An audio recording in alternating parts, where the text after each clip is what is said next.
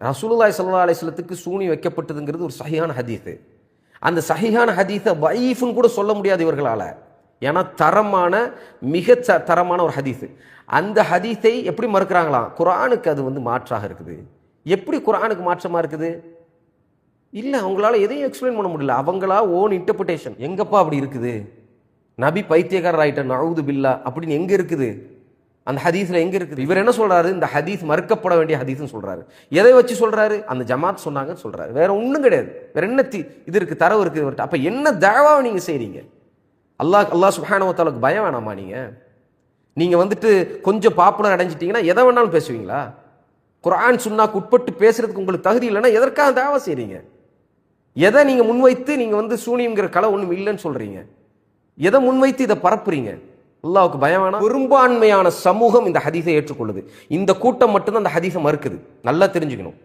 இவர்கள் மட்டும்தான், வெறும் சொற்ப அளவில் இருக்கக்கூடிய இவர்கள் மட்டும்தான் ஹதீஸை மறுக்கிறாங்க. இந்த ஹதீஸை ஏற்றுக்கொண்டவர்கள் தான் பெரும்பான்மையான முஸ்லிம்கள். இது ரசூலுல்லாஹி ஸல்லல்லாஹு அலைஹி வஸல்லத்துக்கு ஏற்பட்ட ஒரு சோதனை என்பதாக எல்லோரும் ஏற்றுக்கொள்கின்றோம். ஆனால் இவர்கள் என்ன சொல்றாங்க? இந்த ஹதீஸ் மறுக்கப்பட வேண்டியது, நாங்கள் மறுத்துட்டோம். இப்படி யாருமே சொன்னதில்லை, புதுசு புதுசாக சொல்றாங்க. இவங்க நேற்று முளைச்ச காளான்கள் இப்படின்னு சொல்றாங்க. நான் கேட்குறேன், இது யாருமே சொன்னதில்லையா? இதுக்கு முன்னாடி இதை பற்றி யாருமே பேசினது இல்லையா அப்படின்னு கேட்டால் பேசியிருக்கிறாங்க. இமாம் ஜஸ்ஸாஸ் என்று குறிப்பிடப்படுகிற அபூபக்கர் அவர்கள் ஹனஃபி மதுஹபை சார்ந்த அதில் பிரபலமான அபூபக்கர் அவர்கள் சொல்கிறார்கள், வமன் சத்தக ஹாதா, யார் சூனியத்தை அதனால் பாதிப்பு வருண்டு உண்மைன்னு நம்புறானோ ஃபலைஸ யாரிஃபு நுபுவத்தை, அவன் நபித்துவத்தை விளங்காத முட்டாளாகிவிட்டான். ஏன் தெரியுமா? இல்லாத இருக்கிற மாதிரி கொண்டு வர ஆற்றல் எல்லாம் அற்புதம், முஅஜிசாத்து, அது நபிமார்கள் செய்வார்கள். நீ என்ன செய்யற? நபிமார்கள் தோற்றார்கள், சூனியக்காரர்கள் வென்றார்கள்னு சொல்றியா? இது தப்பு என்று சொல்லிவிட்டு அவங்க ஒரு வார்த்தையை குறிப்பிடுறாங்க பாருங்க. சீப்பு, தலைமுடி, பேரிச்சம் பாலை ஆகியவற்றில் சூனியம் வைத்து ரசூலுல்லாஹ்வுக்கு ஒருத்தன் சூனியம் வைத்தான் என்றும், அது ஜிப்ரீல் அலைஹிஸ்ஸலாம் அவர்கள் மூலமாக நபிக்கு அறிவிக்கப்பட்டது என்றும், அதனால் சூனியம் விலகியது என்றும் கேவலமான நம்பிக்கையில் சிலர் இருக்கிறார்கள். அது உண்மை இல்லை. யாரு? அவ்வளவு அழகா ஹனஃபி மதுஹபை சார்ந்த அபூபக்கர் அவர்கள் குறிப்பிட்டு சொல்லுகிறார்கள், இது போன்ற செய்தி, அல்லாஹ்வுடைய தூதருக்கு சூனியம் செய்யப்பட்டது என்பது போன்ற செய்திகள் இஸ்லாத்தின் எதிரிகளால் இட்டுக்கட்டப்பட்ட செய்தி, பொய்யான செய்தி என்று குறிப்பிடுகிறார்கள். நாங்க சொன்னா பார்த்தீர்களா, ரசூலுல்லாஹ்வுக்கே ஜாது பண்ணிட்டாங்கன்னு ஹதீஸுகளில் வருதே. இவங்க என்ன பண்றாங்க தெரியுமா? ஹதீஸை நிராகரிச்சிடுறாங்க அப்படிங்கிறாங்க நம்மளை பார்த்து. இமாம் இப்னு ஹஜர் ரஹ்மத்துல்லாஹி அலைஹி அவர்கள், அவங்க சஹீஹுல் புகாரிக்கு ஷரஹ் எழுதினவர்கள், விரிவுரை ஃபத்துல் பாரி எழுதினாங்க. அவங்க தான். அவங்க என்ன செய்கிறாங்கன்னா, அந்த நூலில் 222/10 அதில் குறிப்பிடுறாங்க, வக்தலஃப ஃபி சிஹ்ரி ஃபகீல ஹுவ தப்ஹீலுன் தக்பீலுன் ஃபகத். இந்த சிஹ்ரு சூனிய விஷயத்தில் சில கருத்து வேறுபாடு இருக்கு, ஆனால் அது ஒரு கற்பனை தான் என்று சொல்கிறார்கள். வலா ஹகீகத்த லஹு, அதனால் எந்த விதமான பாதிப்பும் ஏற்படாது. ஹாதா இஃப்தியாரு அபி ஜாஃபர் அல் இஸ்திபாதி மினல் ஷாஃபியத்தி, ஷாஃபி மதுஹபை சார்ந்த அபு ஜாஃபர் அவர்களுடைய கருத்தும் இதுதான். என்ன கருத்து? சூனியத்தால் எந்த பாதிப்பும் ஏற்படாது என்ற கருத்து. ஓ அபி பக்கர் அர் ராசி மினல் ஹனஃபியத்தி, அபு ஹனீஃபா இமாம் ரஹ்மத்துல்லாஹி அலைஹி அவர்கள் சார்ந்திருக்கிற ஹனஃபி மதுஹபை சார்ந்திருக்கிற அபூபக்கர் ராசி இருக்கிறாரே, அவருடைய கருத்தும் சூனியத்தால் எந்த பாதிப்பும் வராது என்பதுதான். இப்னு ஹஸம் இருக்காரே, இவருடைய கருத்தும் சூனியத்தால் எந்த பாதிப்பும் வராது என்பதுதான் அப்படின்னு எழுதுறாரு. இது ஒண்ணுங்க. அடுத்து என்ன செய்றாங்க? அஜ்மவு அலா அன்ன சிஹ்ர லஹு ஹகீகத்துன், பலரும் சூனியத்தால் ஏதோ நடக்கும் என்று சொல்கிறார்கள். இல்லா அபா ஹனீஃபா, இமாம் அபு ஹனீஃபா ரஹ்மத்துல்லாஹி அலைஹி அவர்களை தவிர. அபு ஹனீஃபா இமாம் அவர்கள் சொல்கிறார்கள், லைஸ் லா ஹகீகத லஹு, அதற்கு எந்த பாதிப்பும் வராது என்று இமாம் அபு ஹனீஃபா ரஹ்மத்துல்லாஹி அலைஹி அவர்கள் குறிப்பிடுகிறார்கள். இது நாங்கள் புதுசாக சொன்ன கருத்தா? இது அன்னைக்கே சொல்லியிருக்கிறாங்க. அடுத்து என்னன்னு கேட்டால், இந்த மதினா மக்கா அங்கிருந்து படிச்சுட்டு வராங்க பேசுகிறாங்கல்ல, இவர்களெல்லாம் இமாம் இப்னு தைமியா ரஹ்மத்துல்லாஹி அலைஹி அவர்களை பற்றி பேசுவார்கள். ரொம்ப உயர்ந்த தரஜா அவங்களுக்கு கொடுத்துருக்குறாங்க. அவங்க ஒரு புக்கை வெளியிடுறாங்க. அந்த புக்கு என்ன புக்கு? அல் ஃபுர்கானு பைன அவுலியாய் ரஹ்மானி வ அவுலியாய் ஷைத்தானி. ரஹ்மானுடைய தோழர்களுக்கும் ஷைத்தானுடைய தோழர்களுக்கும் இடையில் ஒரு தெளிவு, உனக்கு ஒரு புரிதல் அப்படின்னு ஒரு புக் எழுதுறாரு. அதில் 9வது செய்தியாக சொல்கிறாரு. என்ன சொல்கிறாரு? சூனியம் இஃப்தலஃபல் உலமாஹு ஃபீ அன்ன சிஹ்ர அல்லஹு ஹகீகத்துன் வ உஜூதுன் வ தஸீருன் ஹகீகியுன் ஃபீ கல்பில் ஆயான். சூனியம் என்பது உண்மையா என்பதிலும், அப்படி ஒன்று உண்டா என்பதிலும், ஒரு பொருளை வேறு பொருளாக சூனியத்தின் மூலம் மாற்ற முடியுமா என்பதிலும், அது முற்றிலும் கற்பனையா என்பதிலும் அறிஞர்களிடத்தில் கருத்து வேறுபாடு இருக்குது அப்படின்னு சொல்லிட்டு அவர் சொல்றாரு. அபு ஜாஃபர் இஸ்திர்பாதி என்பவரும் சூனியத்தின் அனைத்து வகைகளையும் மறுத்துள்ளார்கள். சூனியம் என்பது இல்லாத இருப்பது போன்று காட்டுவதும் பொய் தோற்றமும் ஆகும். சூனியம் வைக்கப்பட்டவனுக்கு விஷத்தை கொடுத்தால்தான் அவன் சாவான், புகையை ஏற்றினால்தான் அவன் சாவானே தவிர சும்மா ஒன்றும் செய்ய முடியாது. அது ஊசியை போட்டால் யாரும் சாவானே, அதுக்கே சூனியக்காரன் வேணும். அவர் எழுதுறாரு, அதை சூனியத்தால் ஒன்றும் உண்டாகுது, விஷத்தை கொடுத்து சாவடிக்க தான் முடியுமே தவிர வேற எதுவும் உண்டாகாது.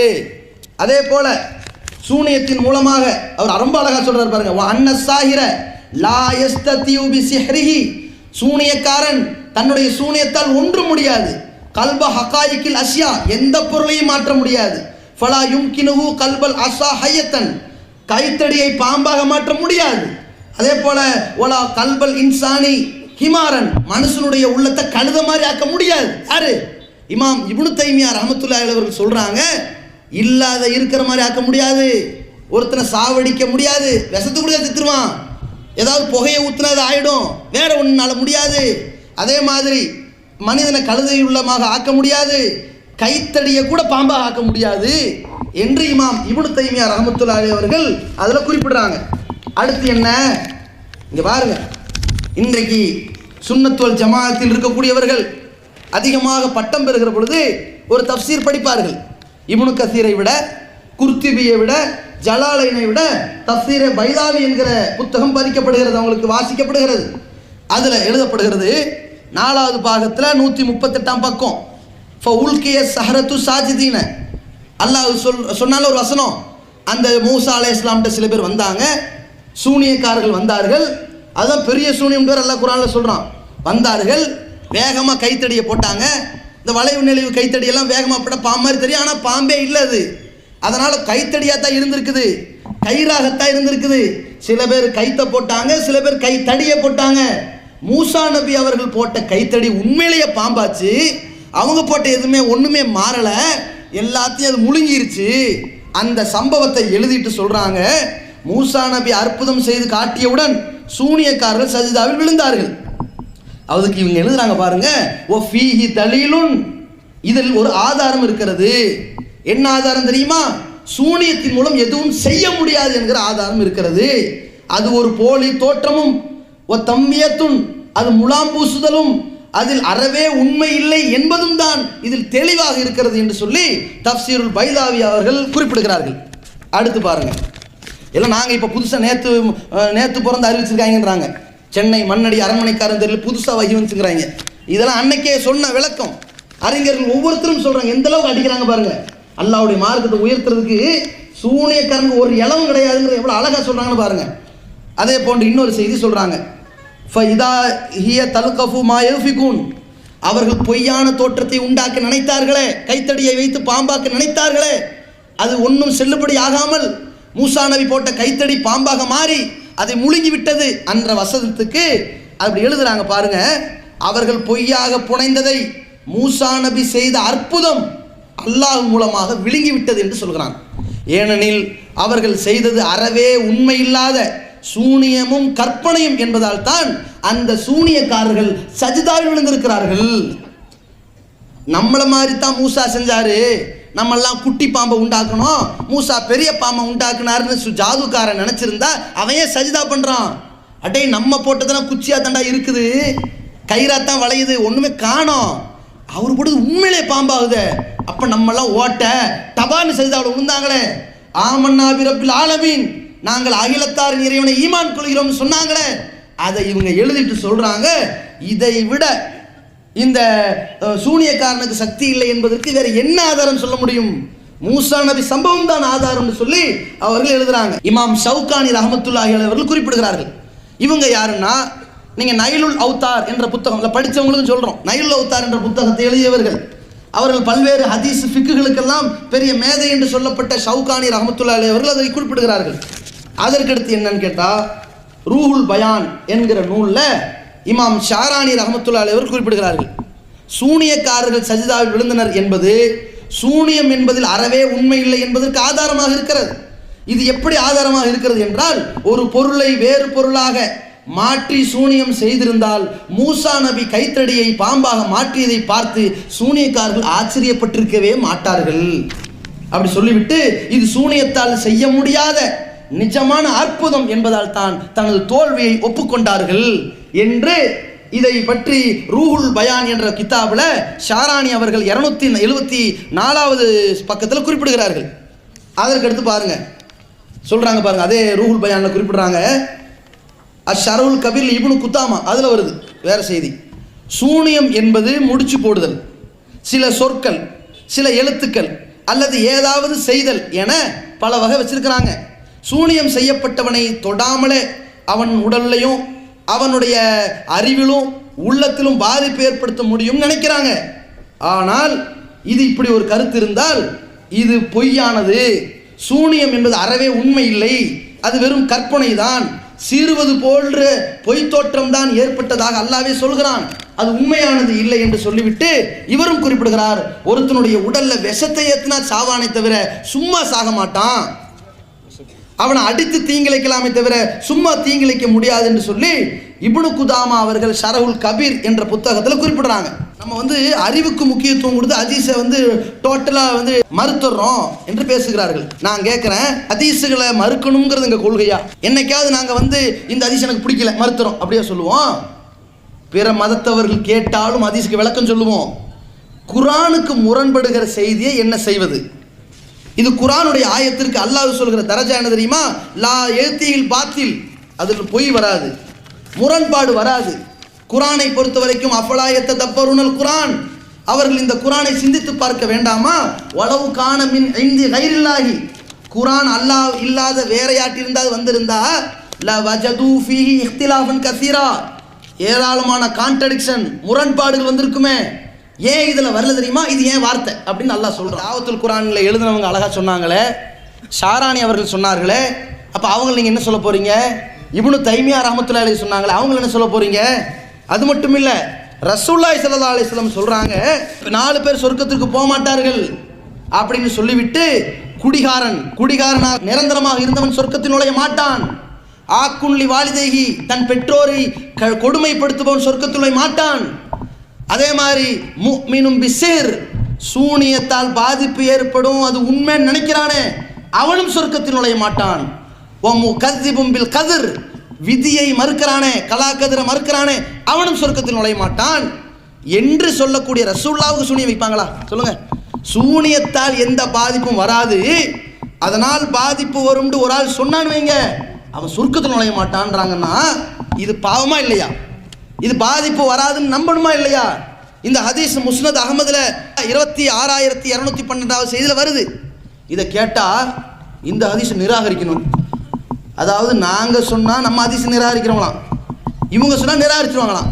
ஏன்னா சூனியத்தை உண்மை என்று நம்புறதுன்னு அதுக்கு விளக்கம் இல்லை. ஏன்னா ரசூலுல்லாஹ் சூனியம் செய்வது பாவம்ட்டாங்களா, அந்த ஹதீஸ் இது முரணா இருக்குது அப்படிங்கிறாங்க. இவர்கள் தெளிவாக அதை ஆய்வு செய்யாமல் பேசுகிறார்கள். ஏன் தெரியுமா? சஹீஹுல் புகாரில் 1038வது ஹதீஸில் வருது, நபி ஸல்லல்லாஹு அலைஹி வஸல்லம் ஹுதைபியாவில் இருக்கும்போது சுபுஹ் நேரத்தில் மழை பெய்யுது. அப்போ சொல்கிறாங்க, யார் அல்லாஹ்வின் மூலமாக மழை பொழிகிறது என்று சொல்கிறார்களோ அவர்கள் மூமின். யார் வல் முஃமினு பில் கௌகப், எவன் நட்சத்திரத்தை நம்புகிறானோ, சரியா, நட்சத்திரத்தை நம்பினால் அவன் காஃபிர். நான் கேட்குற நட்சத்திரத்தில் நம்ம தானங்க செய்கிறோம். சூரியன் இருக்குது, சந்திரன் இருக்குது, நட்சத்திரம் இருக்குது. யூசுப் அலைஹிஸ்ஸலாம் கூட எல்லாம் சஜிதா பண்ண மாதிரி சொன்னாங்க. இப்ராஹிம் அலைஹிஸ்ஸலாம் கூட நட்சத்திரம் பார்த்தெல்லாம் சொன்னாங்க. அது நம்பத்தான் செய்கிறோம். ரசூலுல்லாஹி ஸல்லல்லாஹு இங்கே சொன்னதுக்கு என்ன அர்த்தம்? நட்சத்திரத்தை நம்பியவர்கள் என்றால் இது அல்லாஹ் மூலமா மழை வரல, நட்சத்திரம் அங்கே ஒன்று இங்கே ஒன்று அங்கே இதனால மழை வந்துச்சுன்னு ஒருத்தன் நம்பினால் அவன் காஃபிராகிவிட்டான் என்று சொன்னதற்கு என்ன விளக்கமோ அதுபோல சூனியத்தை உண்மை என்று நம்பினால் என்றால் பாதிப்பு வரும் என்று நம்பினால் அவன் காஃபிராகி விட்டான் என்பது பொருள். இவ்வளவு தெளிவாக ரசூலுல்லாஹி ஸல்லல்லாஹு அலைஹி வஸல்லம் சொன்னாங்களே, அப்படிப்பட்ட தூதருக்காக சூனியம் வச்சுட்டாங்கன்னு சொல்றீங்க. இது எவ்வளவு பெரிய படுபயங்கரமான ஒரு பாவம். யோசிச்சு பாருங்க, ஒரு இட்டுக்கட்ட செய்தி